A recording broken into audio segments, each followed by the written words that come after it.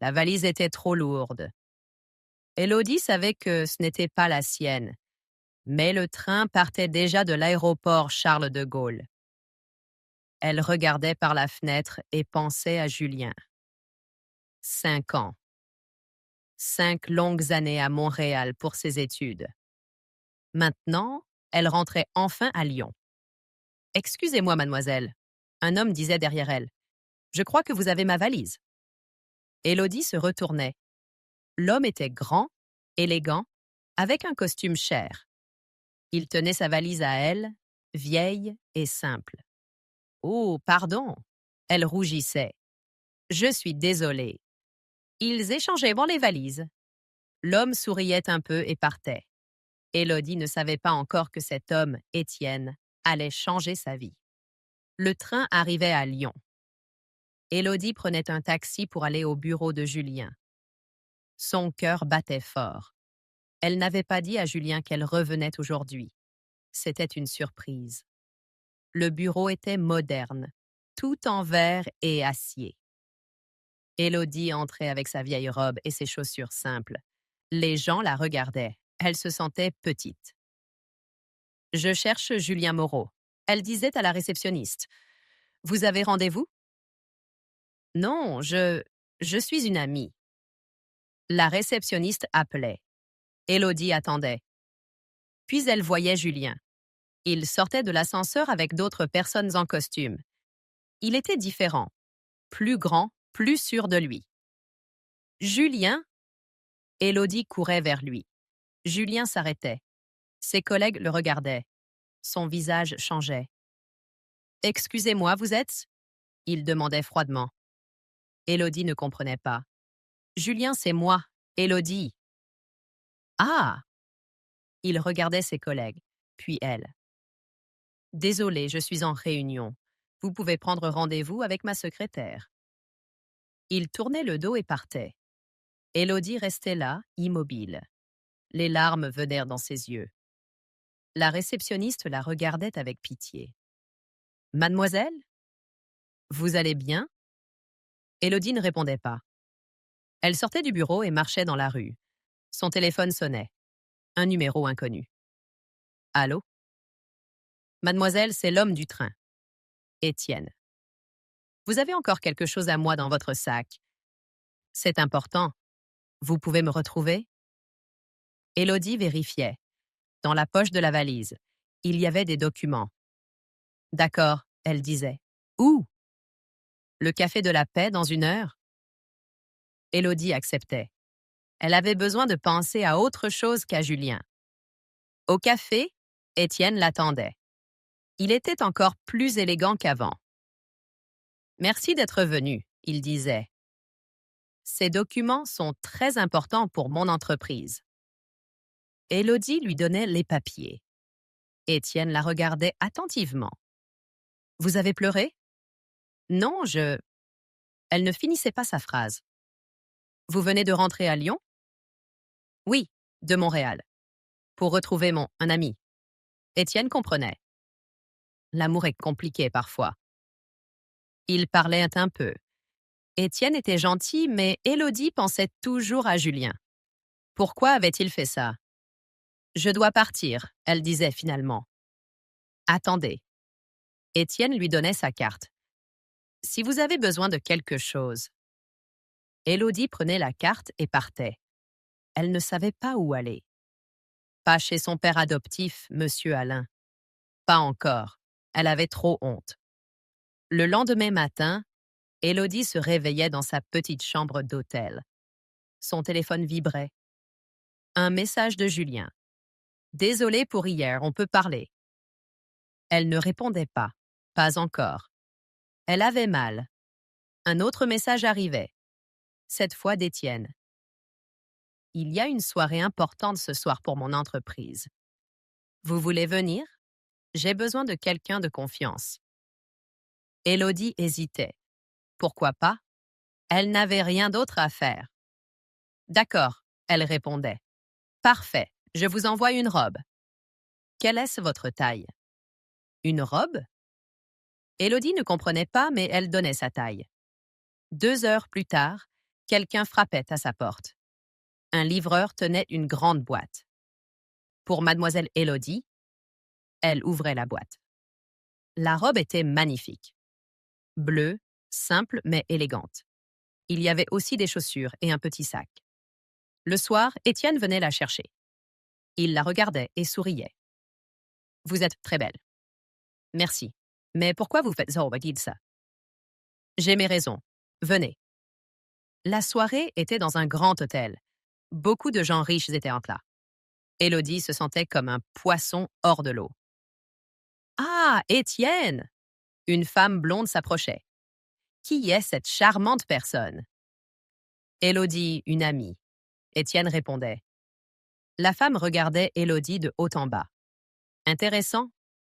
Et que faites-vous dans la vie, ma chère? Je suis chimiste. Je fais de la recherche en biochimie. Oh! La femme semblait surprise. Une scientifique? Comme c'est original. D'autres personnes venaient y parler. Ils étaient lentes polis mais distants. Élodie entendait leurs murmures. Qui est-elle? D'où vient-elle? Elle n'est pas de notre monde. Élodie allait aux toilettes pour respirer. Dans le miroir, elle se regardait. La robe était belle, mais ce n'était pas elle. Quand elle sortait, elle entendait deux femmes parler. Tu as vu la nouvelle conquête d'Étienne? La petite provinciale, il s'amuse encore. Il adore choquer sa famille avec ses projets. Élodie se cachait. Les femmes continuaient. Elle ne sait pas pour le journal en ligne? Le blog d'Étienne? Non, sûrement pas. Il écrit sur toutes ces rencontres bizarres. C'est très drôle. Le cœur d'Élodie se serrait. Elle retournait dans la salle et cherchait Étienne. Il parlait avec des hommes importants. Étienne, elle disait, je peux vous parler? Plus tard, ma chère, c'est important. Elle attendait. 1 heure. 2 heures. Finalement, elle prenait son téléphone et cherchait sur Internet. Étienne blog rencontre. Elle trouvait. Le blog s'appelait Les aventures d'un héritier.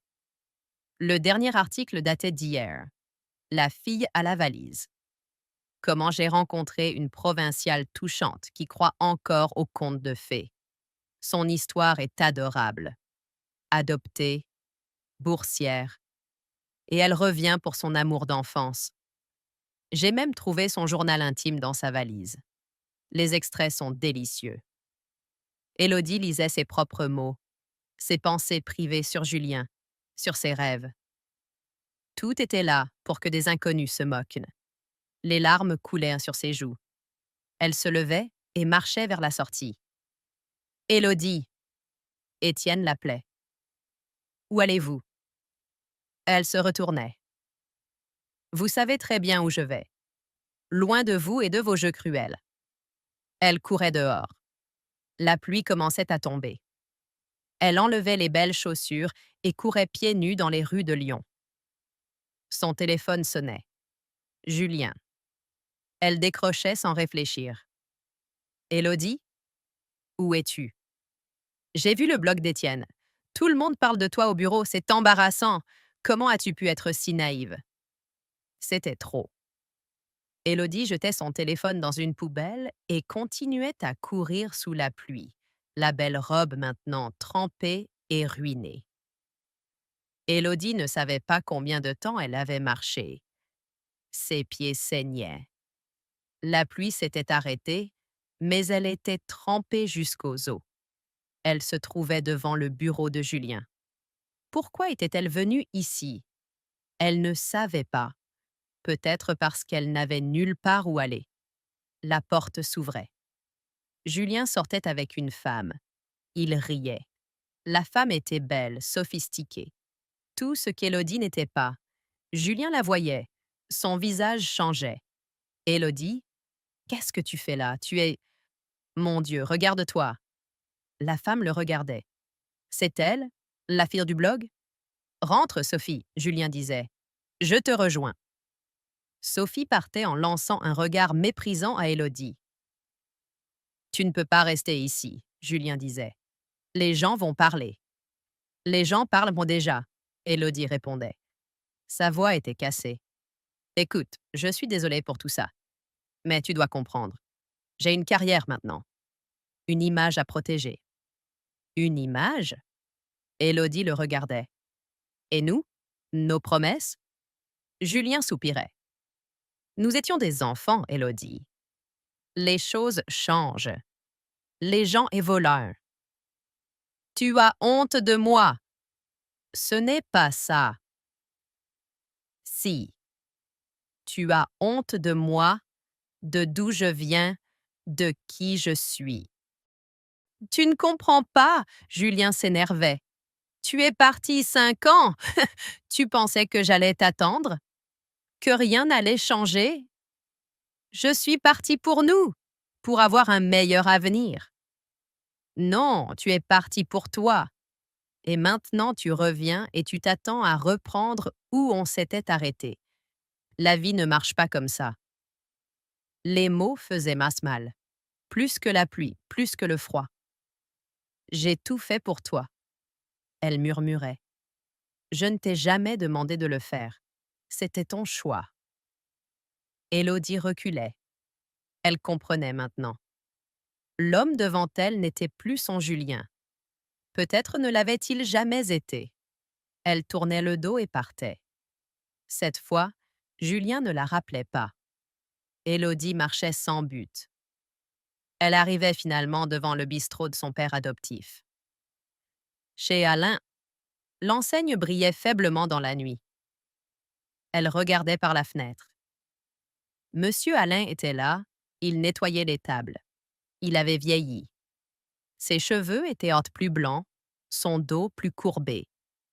Elle voulait entrer, mais elle ne pouvait pas. Qu'est-ce qu'elle allait lui dire? Qu'elle avait tout raté? Qu'elle était la risée de tout Lyon? Elle s'asseyait sur le trottoir mouillé. La belle robe bleue était fichue, comme sa vie. Mademoiselle? Ça va? Élodie levait la tête. Un vieil homme la regardait avec inquiétude.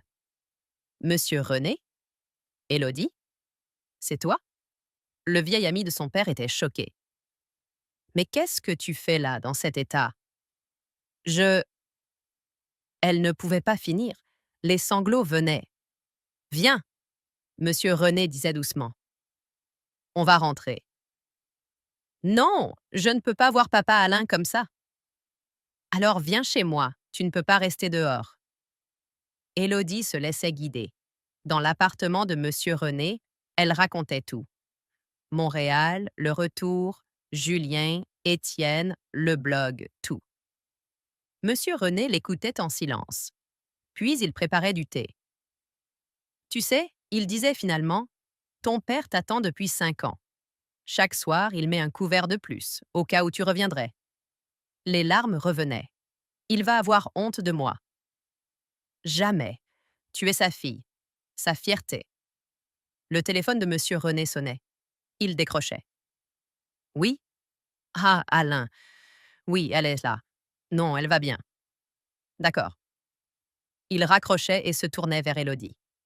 C'était ton père. Quelqu'un t'a vu devant le bistrot. Il arrive.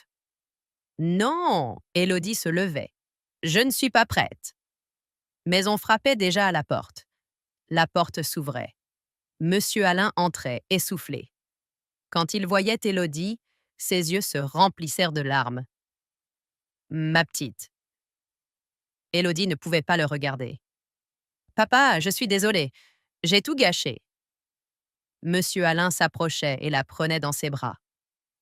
Elle sentait l'odeur familière de la cuisine, du pain frais, de la maison. Tu n'as rien gâché. Tu es revenu. C'est tout ce qui compte. Il restait comme ça longtemps. Puis Monsieur Alain regardait sa robe déchirée, ses pieds blessés. Qu'est-ce qui s'est passé? Monsieur René racontait ce qu'il savait. Le visage de Monsieur Alain se durcissait. Ce Julien, je savais qu'il n'était pas bon pour toi. Tu ne disais rien avant, Élodie murmurait. Tu l'aimais? Que pouvais-je dire? Mais j'ai toujours su qu'il avait trop d'ambition et pas assez de cœur. On frappait encore à la porte. Monsieur René allait ouvrir. Je cherche Élodie. C'était Étienne. Elle ne veut pas vous voir, Monsieur René disait. S'il vous plaît, je dois m'excuser. J'ai quelque chose d'important pour elle. Élodie apparaissait derrière Monsieur René. Qu'est-ce que vous voulez encore? Étienne avait l'air différent, moins sûr de lui. Je suis venu m'excuser et vous donner ça. Il tendait son journal intime. Vous l'avez lu, tout le monde l'a lu. J'ai supprimé l'article et le blog, tout. C'est trop tard. Je sais. Étienne baissait la tête. Je ne sais pas pourquoi je fais des choses comme ça. Pour impressionner mes amis, pour... Je suis stupide. Oui, vous l'êtes, Monsieur Alain disait sèchement. Étienne le regardait. Vous devez être son père. Elle parle beaucoup de vous dans son journal. De votre bistrot, de vos plats, de comment vous l'avez sauvée quand elle était petite. Qu'est-ce que vous voulez vraiment? Élodie demandait. Rien. Juste, j'ai lu votre histoire. La vraie. Pas pour me moquer. Et j'ai réalisé que vous êtes quelqu'un de bien. De vrai. Pas comme les gens que je fréquente. Il sortait une enveloppe. Il y a autre chose. Mon entreprise cherche un chimiste pour notre nouveau laboratoire. Votre CV était dans votre sac. Vous êtes brillante. Le poste est à vous si vous le voulez. C'est de la pitié. Non, c'est du business. Vous êtes qualifié. Plus que qualifié. Il posait l'enveloppe sur la table. L'offre reste valable. Encore une fois, je suis désolé. Il partait. La pièce restait silencieuse. Intéressant, ce jeune homme. Monsieur René disait finalement. Le téléphone d'Élodie vibrait. Monsieur René le lui avait récupéré dans la poubelle et séché. C'était Julien. Tu réponds? Monsieur Alain demandait. Élodie regardait le téléphone, puis le posait. Non, j'ai assez donné. Bien, son père souriait. Maintenant, on rentre à la maison. Tu as besoin d'un bon repas et de ton lit. Dans la voiture, Élodie feuilletait son journal retrouvé. Une feuille tombait. C'était une note d'Étienne. J'ai tout lu. Pas pour me moquer, mais parce que je ne pouvais pas m'arrêter. Votre histoire m'a touchée. Vous méritez mieux que Julien. Vous méritez quelqu'un qui voit votre vraie valeur. Je suis désolée d'avoir été si cruelle. Peut-être qu'un jour vous pourrez me pardonner.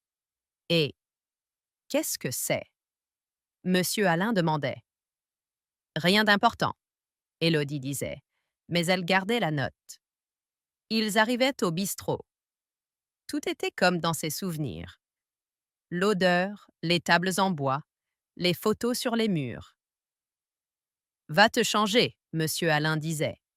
Je vais te préparer quelque chose. Dans sa chambre d'enfant, Élodie trouvait ses vieux vêtements. Simples, confortables. Elle se regardait dans le miroir. Plus de robe de soirée. Plus de prétention. Juste elle. Son téléphone sonnait encore. Julien.